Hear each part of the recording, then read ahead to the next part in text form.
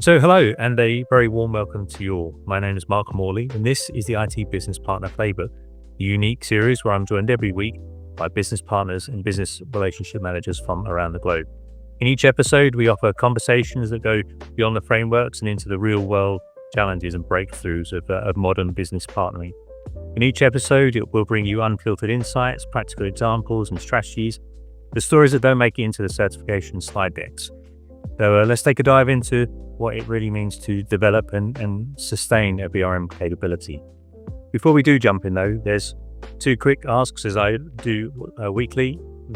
First of all, if you've got any thoughts or ideas or feedback about the podcast, I'd love to hear them, whether it's in the comments or directly to me. Your input really helps us shape this podcast, so please share them with me. If there's a topic you want us to dig into, then let me know. Secondly, if you're finding value in these episodes, please hit the subscribe button and give the episode a thumbs up. Helps us reach more people and grow the community and ultimately help more people, which is why we started this thing in the first place. So on to today's episode, and I'm delighted to be joined by Steve Conlon, a digital business partner based in the UK. It's actually not far from where I used to roller skate as a teenager. There's something not many people knew or indeed probably wanted to know. But anyway, Steve has been a business partner for 4 years. And like many of our guests, to spend time as a business analyst before moving into this role. So it'll be great to hear, Steve, how you came to be where you are now. So good afternoon to you. Thanks so much for joining me. And I hand over to you for a quick introduction before we take your journey here. Yep, certainly. Thank you, Mark. Thank you for the intro. So yes, hello everyone. I'm Steve Conlon. As Mark mentioned, I'm a digital business partner at Department for Transport, so UK government. A little bit about me, my kind of background. I started off working in local government, setting off in the project management office as an officer there. So working on all across the kind of local authority kind of portfolios, be it social care, be it corporate, be it kind of place services. So I learned the kind of ropes within that, and of course project management, so the likes of Agile and Waterfall and aspects like that. Before then moved into an IT partnership. So that uncovered all across the county, including the fire and other emergency services, whereby we would look at the kind of certain project management activities, definitely the ones that we all kind of have to do. Say we all have to have a certain kind of infrastructure, or we all have to follow certain guidance, or even buying hardware. So I set up and managed the IT hardware framework. So it's the kind of all for the greater good, essentially, is that kind of world. That kind of opened my eyes, definitely in terms of networking. Of course, I suppose with that was a key juncture in my life as well, in terms of why I wanted to become a BRM. So, of course, working in different kind of partnerships, I took on the business relationship management professional course. At that kind of point in my life, I was going, I like IT. I'm new-ish at the time in the world. I don't actually know what I want to do. Many of us don't necessarily. I originally came into IT because I thought, well, everyone has IT. I haven't got a clue what I wanted to do. But after doing that course, I opened my eyes a lot, and I was going, this is a bit of me. This is exactly the kind of thing. I'm not techie, but yeah, I like to explore. I like to know, and like to tell people and share things, what are going on. So yeah, that opened my eyes a lot. Okay, this is the kind of career path for me. So that was a huge boost. So I worked with there for a good few years before moving on as a business analyst. So of course, that's a really good underlying kind of skill, and how you elicit the requirements, how you manage stakeholders, engage with them, right? Make sure everything's kind of in plain English and like things that they understand. So it was a really solid grounding and a really good professional background to do. And then of course, I moved over from local into central, in central government for Department of Transport, becoming a business partner there. And here essentially I am today. There's a lot of kind of similarities between them all, but of course there are some differences. That's essentially a bit about me. Thanks, Steve. How did you find going from roles that were well-known, traditional, you find them everywhere, the commonplace project management and a business analyst, going into a role like business partnering that is a little newer, that doesn't have the kind of same footing as the others? Did you find, like so many people, that you're kind of having to explain what it is you do and why you're there? or was it better understood in your company? Bit of both. So yeah, there are initially kind of different flavors of it in terms of partly dependent on how the organization was set up as well. So sometimes it was a bit difficult because you come in and you're expected to do project management as well as other things, escalation. So it's all a bit of a blur. And especially you're going, well, what role am I? I'm a master of none. I do a bit of everything. There's still a bit of that vibe where I currently am, but we're trying to move away from that.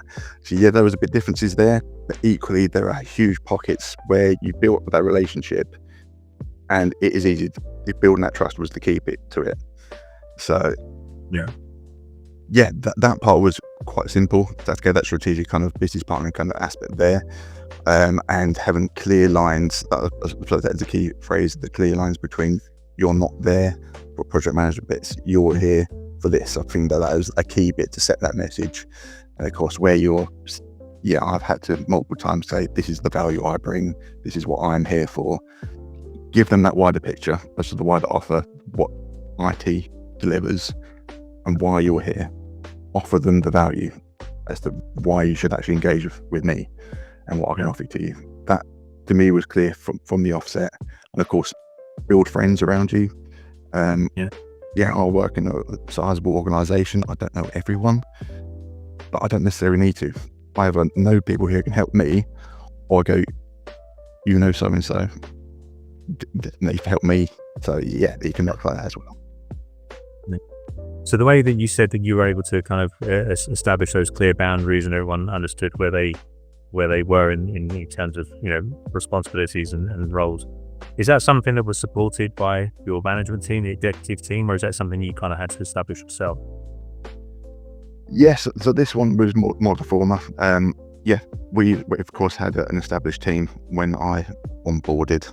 There was a separate former, and equally with senior kind of management kind of teams, I brought them on the journey as well, to further encourage and show them the wider perspective and the influence that we have, not just in my portfolio areas, but all across the board.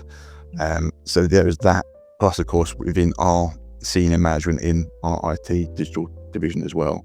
We got them trained in terms of BRMP, and wider consultancy kind of aspects as well. So to kind of give an impression as to the value that we can bring to help them understand actually what we do, so then they can equally pseudo represent our needs.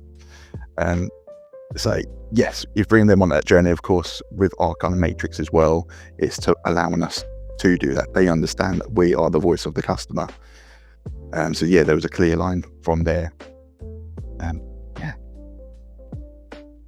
Sorry, I lost a bit there, but did you find, and we've found this in the past, where you take people through the training, and as you're delivering this, you can see light bulbs flashing everywhere, and people kind of wide-eyed and get excited, and then they go back to their office, and they're saying, we want to do this, we want to do this, but it's like, no, sorry, we can't do that.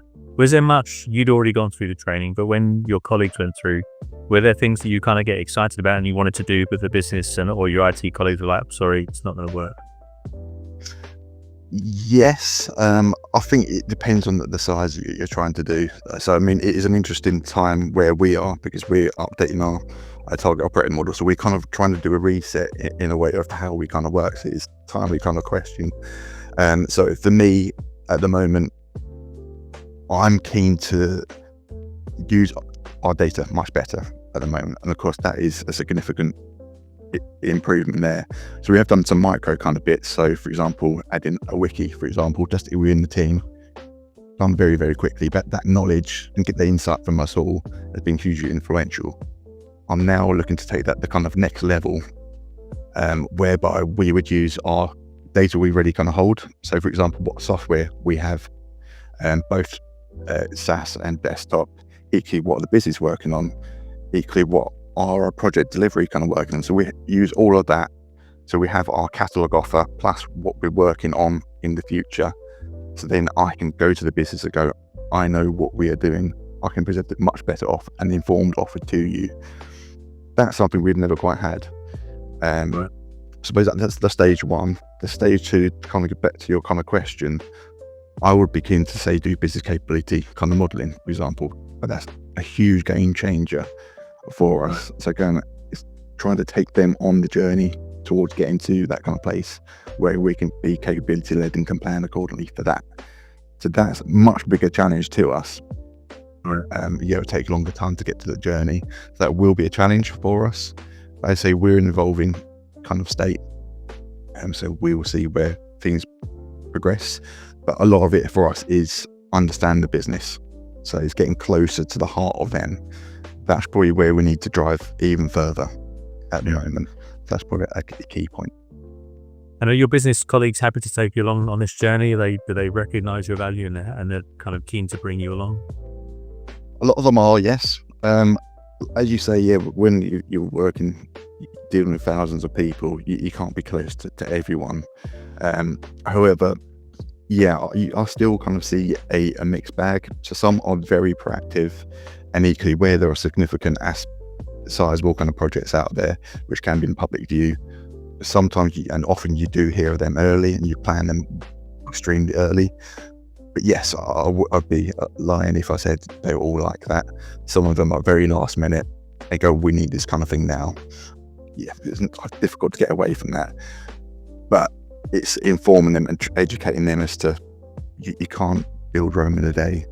As much as we like to, and as much as I'm here to help you, it isn't possible. So yeah, you do the best you can within reason. But yeah, it's not necessarily bad to push back at times. But as long as they can understand where you're coming from, and equally building that respect and trust with them, I've noticed that has helped. Even if I have to deal with things emergent as an emergency, it isn't ideal, but in future that doesn't happen as often as it did. Where the relationships aren't as strong, or whether your function is not perceived as well, do you think there's any specific reason for that? Is it just the maturity of the relationship? Is it because there's new people involved? Do you know, are there any kind of challenges that you think, actually, this is why this is not going as well as we hope? Yeah, I mean, for where I am in DFT, it's principally the digital need at face value in a way. So we would, of course, deal with teams who deal with, say, analytics, for example, or modeling, very digital IT kind of and data kind of teams. So we get constant communication and conversation with them. Whereas the less so people, for instance, that are building our infrastructure, that will go, we use the basic office suite, for example, that's all we need.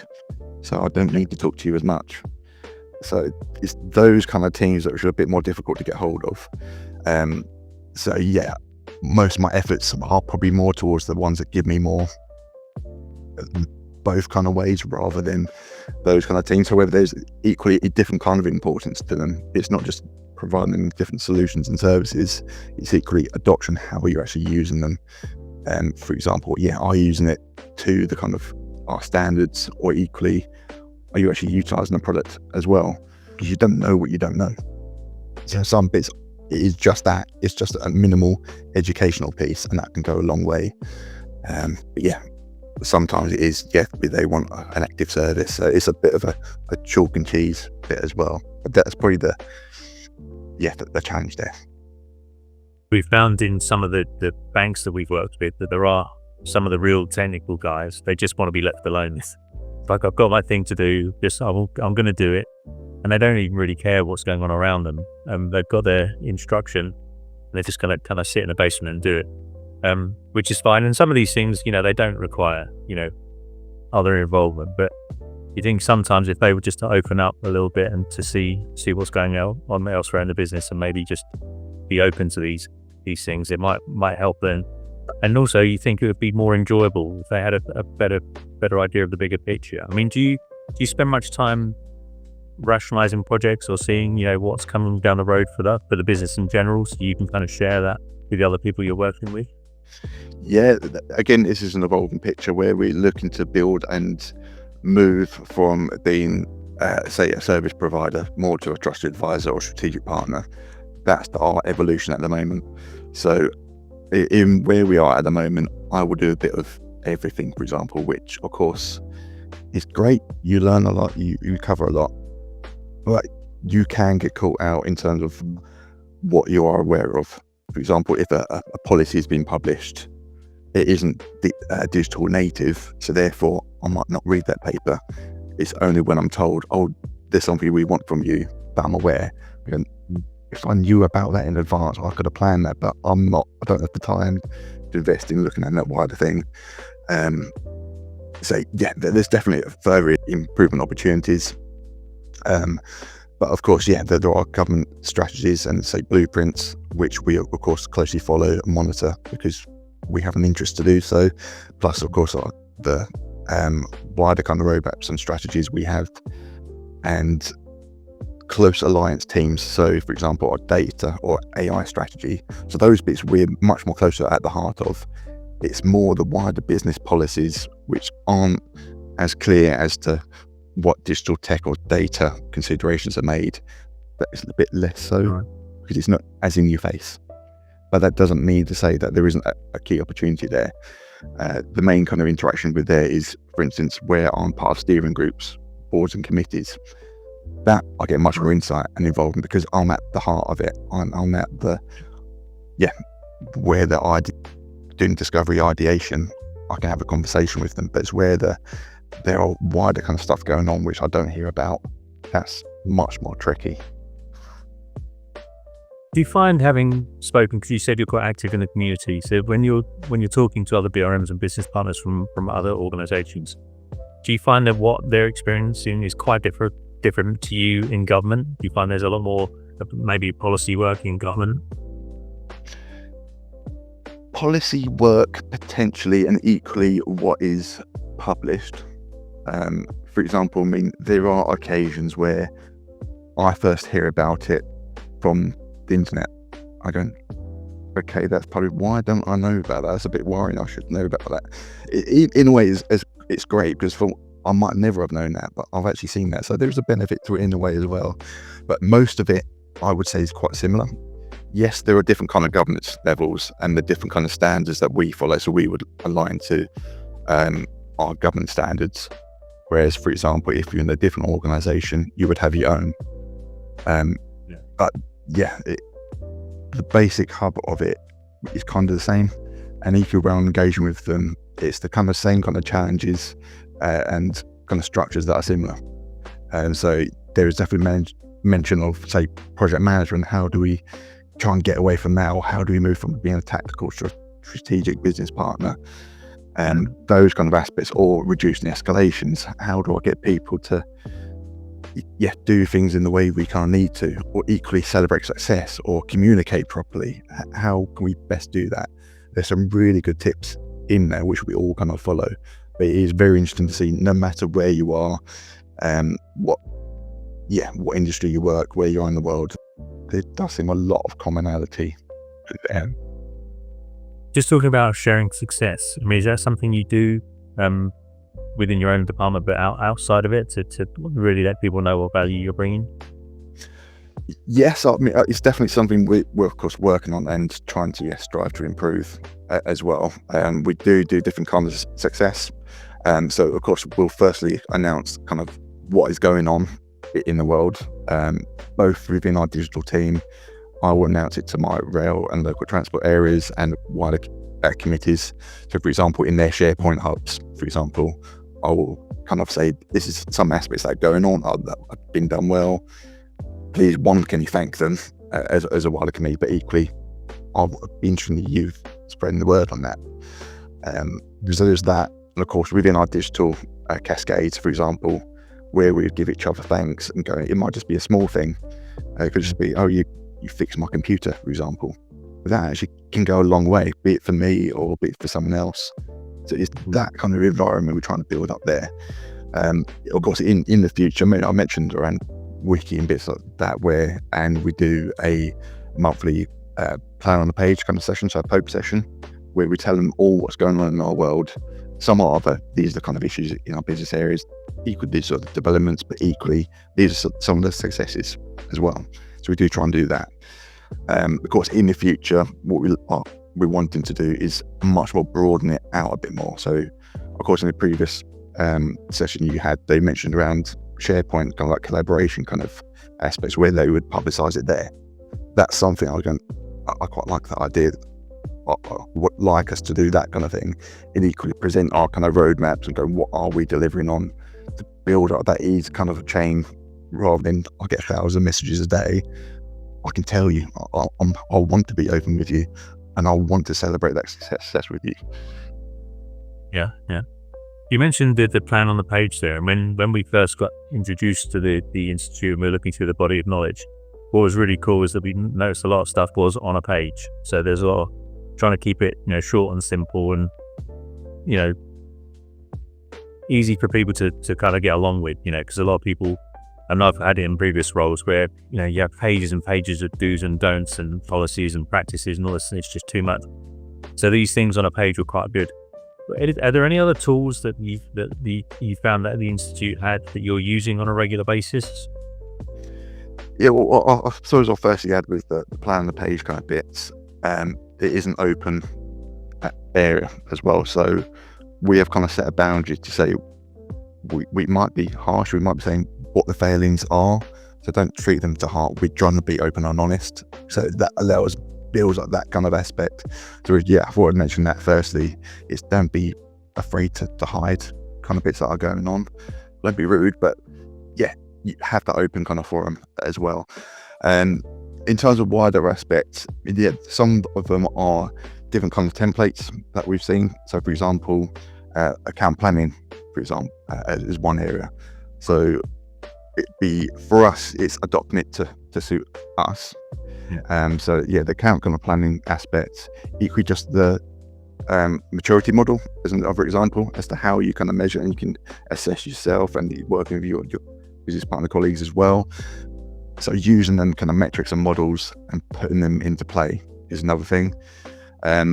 One thing in addition, well, for me, it's in alignment with our government standards as well, but it's the kind of maturity model for us as business partners. So there is, of course, a long list of capabilities, kind of skill sets, and how you can say where you are now to where you can get towards. There's kind of like a PDP, Bachelor Development Plan, as well. But yeah, there is a tool out there. We're yet to use it, but of course I'm heavily aware of it.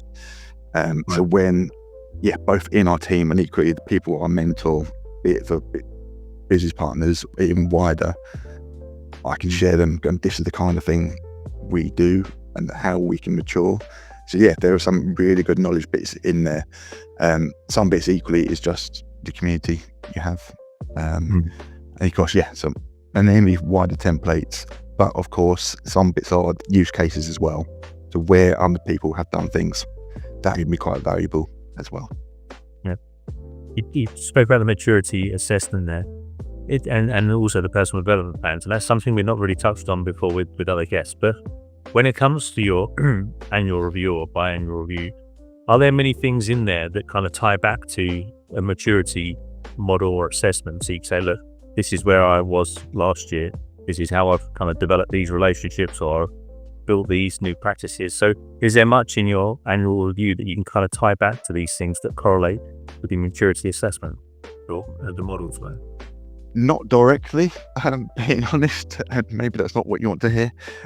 Not directly for that. However, there are collaborative goals we have. So there are some personal to you, there are some that are organisation wide, but there are some that are team focused. There's more that team focused goal as to where are we now, where do we want to be, what do we need to do, how do we kind of get there. That's probably the closest model to that. So where, for instance, we are saying we're doing too much project management, for example. So you're kind of at a service provider, potentially at most kind of level. Unknowingly, we're going, how do we become a trusted advisor at the next kind of level? So we aren't directly doing it to the book, but we are actually doing it without kind of knowing. So yeah, a lot of it is that. So we're identifying our kind of challenges and how we can work through that in our organisation, rather than directly following the model at the moment. However, as we kind of looking to mature as well, that is a good sounding base for us to do as well. So it's definitely something I think we'll come back to. I mean, I've not actually heard of anyone doing that, so then you're not alone then. Yeah. No, I was just curious to know, because this is something, that not many people talk about. So is the kind of the checkpoints for your own team as well as your relationships. But also when you're kind of onboarding people, when you have new relationships, how do you kind of map those out, and how do you set expectations with people? I mean, do you find when you have new partners come on that there is like an approach that you follow to them? It's an interesting one. Partly it depended on how much time I had. So by that I mean, where I'm kind of planning, for example, I might do a stakeholder kind of grid or matrix and go, these are all of my kind of stakeholders. This is the kind of thing they're interested in. I know a bit about them. I'm building up account plans for them, so I understand more about them, and then I can build on that, going, okay, what do I actually want to talk to them about? And how is it best to engage with what is going on in their world? Having that info to then engage with. So for me, it's the background to it, to understand what they actually want before I go out to them, equally what's going on in their world. But I've tried to do it before, but when there's a constant evolving cycle, be it a team name or you've talked to one director one day, they've moved on, it's now something else, it's quite difficult to catch up with that. So I've tried to do the list everyone down what I want to talk to them about, but again, I've just created a huge amount of admin for myself. I love to do it, but I can't realistically do it. Yeah. So for me, it's more seeing where there are opportunities to kind of engage. You could be trying to use other people as well where you can. So where you mentioned around celebrating success and all of that kind of stuff, it's using that and going, they can act on your behalf as well. Yeah. Or some bits, it's just put an intro kind of chat and go, this is a bit about me, like we've kind of been doing a bit here, and this is what the value I can offer you, and this is what's going on. How does that kind of sound? What kind of things are you working on? And you can kind of gauge from there in terms of going, how much would you like to talk with me? How much can I report back to you? I will still, where I can more regularly, go, this is generally what's going on in the world in digital at the moment. Yeah. I'll leave it with you if you have an interest. I'm always here to help. Some bits is, do I need to talk to you weekly, monthly, bi-monthly? You kind of get a sense. So where we're talking about, say, analysis teams, for example, I'll probably talk to them weekly, if not daily. Where they're building infrastructure, where digital isn't at the heart of things, it's less a priority for them. I still need to keep in touch with them. Yeah, probably not as quite regularly at the moment, unless I see opportunities because I know a bit more about them. I can present different opportunities to them. Yeah. I go, oh, are you aware of XYZ tool, and where you're currently doing this? So-and-so's doing this as well. Yeah. Therefore, this could be a good opportunity. So it's presenting those opportunities, but equally at the other side, if there is an issue, making them aware as well, so there's no surprises. Yeah, I think that's where the art side of it comes in. We always talk about the art and the science of BRM. And the science part, I guess, is the easy part because it's kind of, more structured. These are the things that you probably should be doing. This is the way you approach these things. But then the art side of it is, like you just said, some things don't work for everybody. So you can't, and this is, I think, why it's quite difficult as a BRM. You can't take a cookie cutter approach. You can't say, right, this is the way we're going to work with everyone and let's go and do it. Because some people don't want to work that way. Some people don't need to work that way. You're doing more than you need to. You get involved when you don't need to. So I think that's where the art comes in. You have to manage every relationship separately. And that's where I think it's quite difficult as a BRM, because you can't just take the same approach. Even if you've got an approach that is successful, I've got a wonderful relationship here, but generating loads of value. Let's go and do that over there. And then it just falls apart. So I think it's quite tricky as a BRM to be able to know, find that balance. Yeah, in general, 100%. It depends on their interest, but still they don't kind of ignore them, I suppose, to put it bluntly. You still share with them the successes or the opportunities or what is going on, because you don't necessarily always know what is going on in their world. And there are plenty of opportunities. So a lot of it, say, with especially over the last couple of years, with, for example, AI coming in, there are plenty of opportunities there. Some of them you might not even think about. But knowing what is out there and go, this is a product that could assist you. So if you do know about the business, that's probably a good starting point, because you can present it directly tailored to them. I go, I think this could be a benefit to you for X, Y, Z. They might not have even thought about it. And yes, sometimes of course they'll come back to you and go, I want X, Y, Z product. And go, okay, let's start with your need and we'll work from there. So yeah, that's still here. I think it's been there for a while. But yeah, educating them as to getting that understanding, but equally, yeah, us presenting stuff to them and to try and utilize that opportunity, powerful as well. You mentioned AI there, and it's kind of obviously the buzzword du jour. Everyone's talking about it. But it has been quite interesting to hear some other BRMs, including Jeremy, who's episode 1. You're saying that he's using AI just to kind of cut out some of the legwork for him. There's stuff that is not adding value. It's just kind of collating data or writing reports. But he's using AI, so it's kind of freeing him up to do more of the value add stuff. Are you finding that you're able to do that, or you're finding ways that other people to utilize AI more? Yeah, 100%. We use Copilot, and I don't want to get rid of it, put it that way. So yeah, we use it for different things. It can just be for searches, as basic as that, all the way up to say drafting part business cases to help you write things better and quicker. They're not giving you the final version because that's up to you, but it's a good coach and assistant for you. One aspect in particular I'm starting to do, partly because of the time of year it is at the moment, whereby spending reviews happened and there's a lot of projects that just kind of kicked off and we're looking at motor quite quickly on, is the procurement process. So where we are reviewing bids, for example, I'm using that more as a play test, because we have to invest a lot of hours into reviewing bids, and there could be, for example, 50, 60 bids that come through with 15 different questions. You're talking a lot of hours you're investing into reviewing them. Yeah. So whilst we're not saying we do not use it, go put it into AI and go, just tell me the results and I'll rest easy. It's more behind the scenes. So if there's a question, for example, I might ask it again, what are the best practices for this standard? And it'll tell me that, and then I can go, right, this is the model answer. Yeah. How do we kind of compare to that? So that's the kind of checks I'm doing. That's probably the big one, because procurements are taking a lot of time. But I think most of us, of course, HR is another factor. I won't dwell into it here, but I know that it's mentioned a lot in terms of the recruitment onboarding process. Right. So yeah, in our organisation, that's something we're going, how can we use it? But equally, how can we not show bias? We need to get it right. So there's a lot of business interest in terms of improving and making efficiencies as well. So yeah, HR is a predominant one.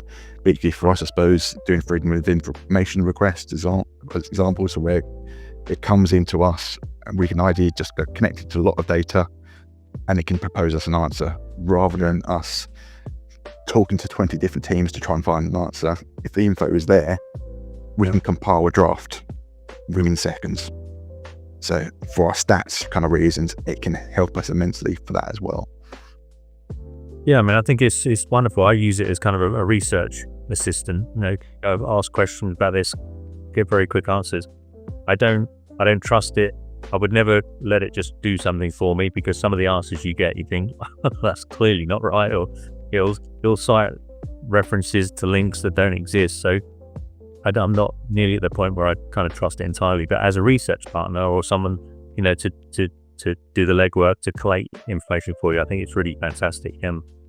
Where it's going in the future, who knows? Let's see. But it's certainly been wonderful for us so far. Just going back now, talking about executive buy-in and sponsorship. Do you roll up into the CIO or equivalent? Yeah, so yeah, we have different kind of conversations with those kind of senior execs that we have there. For different parties, it's normally we would work potentially at a level down. Right. It's that the predominant interactions with directors and deputy directors in our world. However, I would on occasion, less frequently, but meet with them, be it singly or as a cohesive with the wider group. That's one, again, to let them know about us and what is going on in our world, but equally on what are their main challenges that they're seeing, or huge kind of significant plans. The detail I can uncover working down the chain through the directorate, but having that conversation with them, especially with some of the projects we've got where they're signed off by the CIO and the like, having that rapport with them is quite key. Going, well, what if they made the decision? I can just message them because I actually fortunately have some sort of relationship there. That doesn't always happen, of course. And yeah, like I said, the main relationship is probably a lower bit down, but yeah, a lot of things go up to them. So yeah, it's important to have some form of relationship there. But yeah, just for me, it isn't a day-to-day one. It's a more occasional one. But do you feel that you are, as a function, well enough known by the leadership that if your own management team or team member were left and someone else came in, do you think that relationship with the rest of the business is strong enough that you wouldn't be at risk? Yeah, I think we're definitely one, the digital team in general, of course, the modern world can't work without it. So I think, of course, that has the stability there. But we, in our world, in our business partnering function, it's clear the value we kind of bring to them, whereby we surface demand, we kind of shape that, and we manage and carry through that with delivery and managing benefits after that. So there's a clear step within all of that.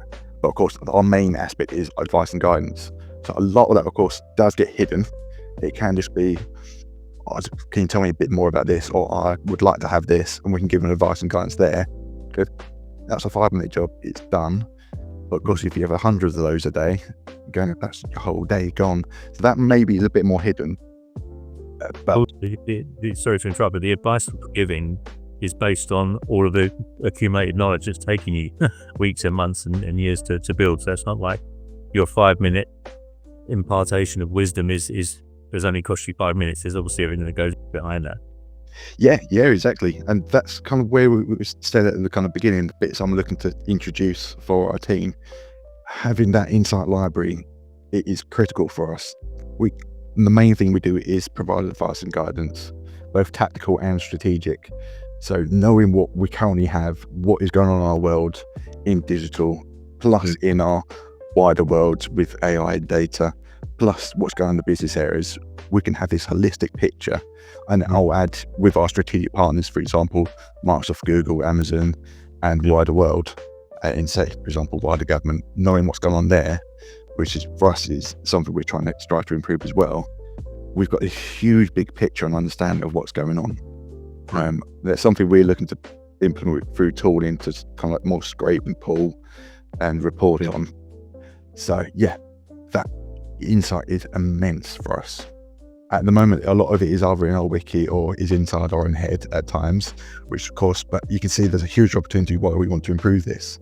So I don't want to be on leave and go, what's going on in my area? I want to go, you can actually find that out yourself. I'm telling you what is going on, and I want you to adopt the technology as well. So some bits it would be do us ourselves a favour by sharing that. But yeah, the insight is really key, and I'll definitely recommend putting the effort in to getting that sorted as well.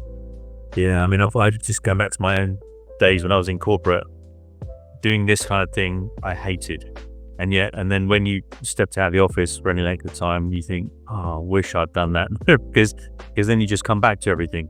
Whereas if you just invest a bit of time, and it actually, when you document these things, it actually helps refine, your thought process around things. So you do something the same way you've done it for a long time, and then when you write it down or actually think about the process, you're like, well, actually, this probably could be done a bit better, or this step is not necessary anymore. So I think the process of documenting these practices or process, I think, is really valuable, because not only does it give you a kind of a catalogue that you can then hand to someone if you're not around, but it just helps you refine the way you're thinking about different things. And one thing I suppose to add, of course, I've mentioned this insight library type thing is a thing we're striving towards and wanting to do. We're not there yet. One thing at the moment, if you've got others who aren't there yet as well and they're interested, what we do is I just say, for example, have an Excel table. For example, it would be my kind of pipeline and roadmap as well of all the things that are going on in my world. But where I'm hearing little nuggets of this is going on in this area, I'll just go, okay, I'll just write literally a one-liner on it. Yeah. But before I know it, I'll build up this huge long list of stuff that's going on, and be it internally or externally, and all that are coming up in the world. And I've got a lot to go by as well. So even just putting down a few words which can help trigger you, rather than going into a session giving me some advice, tell me what's going on. And you're going, right, this is what I remember today. You can just quickly refer to that. So yeah, that's a good little win for you there. You can easily kind of practice that. But of course, we're always very busy. Everyone else is as well. But just putting a couple of words down, actually, for me, it's going a long, long way as well. Yeah. And actually, a few other guests have mentioned, I think it was Bruno in particular, was saying that taking the time to prepare for meetings. So when you go into somewhere, you're going in with most of the answers, and some of them to questions they haven't asked yet. So you'll have a business partner in there, or your business colleague that has got a challenge. You've already researched that, you know, while the meeting's been held, you've kind of already thought ahead. So going into that meeting with some of the answers already, or at least, you know, understanding the challenge, it does so much to build your credibility and to build your trust and to mature that relationship. So it's absolutely, you know, essential that you do that homework, because I think it just does so much for you, your relationship, and obviously for the business.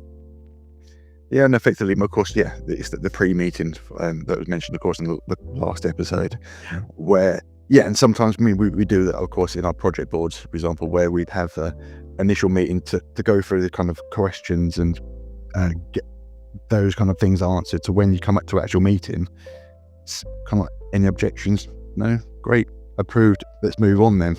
Rather than just talking about the hour, just do one project, and you go, I've got 5 other things on my agenda.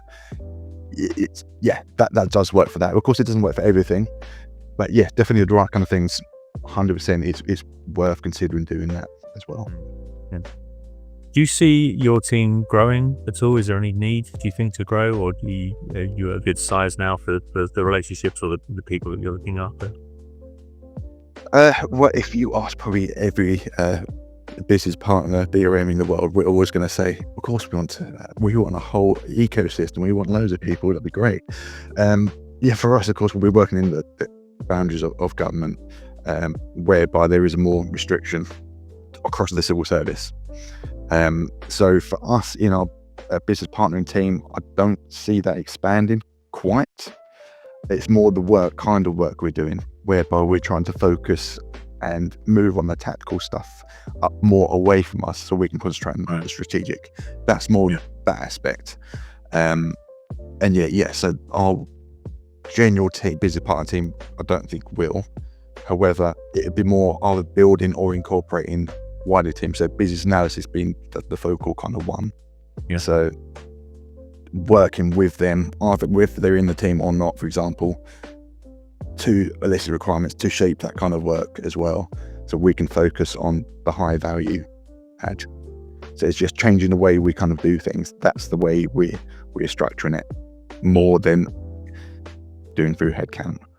Right. Though I would love, of course, to do that, but of course we're not ruling it off. So for example, if we can utilize apprenticeship schemes or fast streamers, so more temporary kind of based resource, then that's something, of course, we explore the avenue of as well, if we can't get permanent headcount. Is there much opportunity within your company to do any kind of mentoring, or, I mean, you mentioned apprenticeships, but just trying to help people come up through the ranks, so people that might be business analysts now, to one day bring them into the BRM team? Do you have that kind of ability? Yeah, so we have, of course, formal schemes doing that, and that's across the civil service as well. That isn't just in my organisation. That's the beauty of the civil service, is you can kind of go anywhere. There is different structure. You're doing different things. Therefore, you might be doing farming. Here we do transport. There's the same kind of principle and model, and equally a structured framework around it. So yeah, there are formal routes, but equally I'm a mentor to 2 people.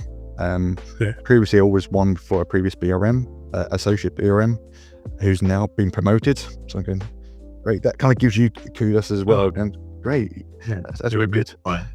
But yeah, I'm mentoring a business analyst. Well, I too want to be business analysts. So educating them and giving them a project in my area that will actually do me a favour as well. So it's a bit of a win-win. And then here's a project. It's not time critical, but I can take you on the journey. So you're actually getting some learn on the experience as well. Yeah. So doing it, yeah, with a business analyst and someone in my area, in my business area in rail, where they want to know more about IT. So it isn't a case of career development itself. It's more I want to understand digital and IT much more. How can I do that? And so it's, yeah, giving them the kind of wider training. So some bits it's just, here is this training, this Microsoft Google training. Some bits is how we would evaluate and how we need to express need, things you need to look for. So it can be, you need to look at accessibility, security. These are the kind of things you need to give an impression on. Or yeah, how you do your day-to-day work as well. So there's a mentoring side of that to upskill them. It's more, I suppose, a bit of the mentorship. But yes, there's that as well. And yes, so we all across our digital team as well. It doesn't have to be directly in your profession. It can be across the board. But yeah, we're of course very open to informal kind of mentorship kind of bits as well, and formal across the board. So we're very good for that. Very cool. That's great to hear. Do you spend much time kind of getting out to meet people? Is the ability to do that, or are you dealing with so many people there isn't that option? Yeah, of course, like a key part of our role is the networking piece and providing advice and guidance. So that is a key part of the role for lots of different things. Do you get to do that face to face? Yeah. So where to begin, I suppose. So you've got the BRM kind of communities and bits like that. So they start with mainly they're virtual, of course, because there are people all across the UK. But there is an annual event where we do a face to face as well. I hope you can hear me. There's you're back. There's a freeze. Sorry. But yeah. So there's a community there for that. There's of course, with our stakeholders. So we're directly, there's a push to engage more face to face as well. It's kind of try and get that kind of balance between when is best to do digital or online against when coming in. So there's less so much in the modern world of I'll take you for coffee and I know you're going to be in the office. There's a bit how you work those kind of dynamics. But equally, we of course work with many different stakeholders and many different partners. So it might be through our delivery partner, whereby either they would come into our office or we would go there. Equally, we have a very good relationship with Amazon, Google and Microsoft, whereby we would go and see them. They would come to us to understand what their offer is, how can they help us. So we had that kind of relationship as well as other government departments. So for us, where we would talk to our arms and bodies, for example, we would sometimes have kind of in-person kind of chats and bits like that. So what is going on there, perspective, where are there opportunities to sync? So it could be, for example, the Power Platform, for example, and what are you doing? What are your use cases? Equally, are there tools that we can actually utilize from you? Or vice versa. And same with the wider government as well, both in civil service and local as well, because like we've mentioned, a lot of the stuff we do is of similar nature. It's just flavoured differently. So there's huge opportunities there. So we do try and get out and about, and it is valuable to do so. But of course, it's difficult to come away from the head down. I need to focus on my work, of course, as well. But I think we all get value in networking, seeing what is going on elsewhere. Yeah. Okay, awesome. Well, I noticed we're actually going to the end of the session now. So I've always like to ask our guests for tips and advice. I'm just wondering, as your journey has progressed, I mean, you took the BRMP quite early, ahead of your colleagues. As you've moved through the different stages and where you are now, is there anything you've done differently, anything you've learned or anything you've stopped doing that's kind of helped you become a good business partner, or maybe it's helped one of your colleagues become better? God, you're a horrible person, aren't you? Give me a difficult question right at the end of the session. There is really. So the first bit is you don't have to be kind of understand to be technical. There's different flavors of course technical to kind of bits, but in general, be open and honest where you can. Of course, some bits you can't necessarily tell, but I want to tell people what is going on, because actually that will probably do me more favors than not.